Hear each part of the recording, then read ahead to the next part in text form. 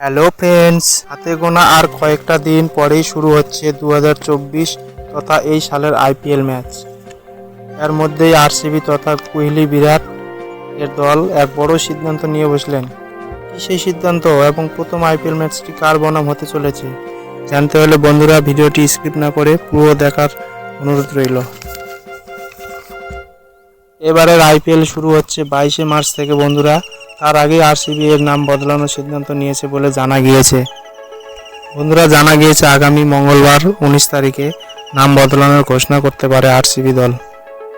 বন্ধুরা, আমরা সকলেই জানি দক্ষিণ ভারতের এই শহরের নাম আগে ব্যাঙ্গালোর ছিল, কিন্তু 2014 সালে 1 নভেম্বর এই শহরের নাম ব্যাঙ্গালোর থেকে বেঙ্গালুরু করা হয়েছে।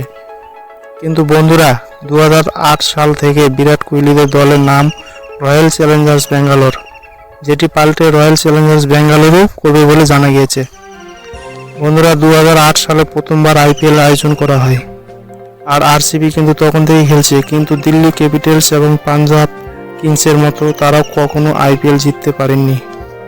যদিও তারা 3বার ফাইনালে উঠেছে, যথা 2009, 11 এবং 2016, কিন্তু তারা পুরস্কারের টুপিটা হাতে নিতে পারেননি। বলে রাখি বন্ধুরা, 22শে মার্চ শুরু আইপিএল। প্রথম দিনে চেন্নাই সুপার কিংস এর মুখোমুখি হতে হবে আরসিবি।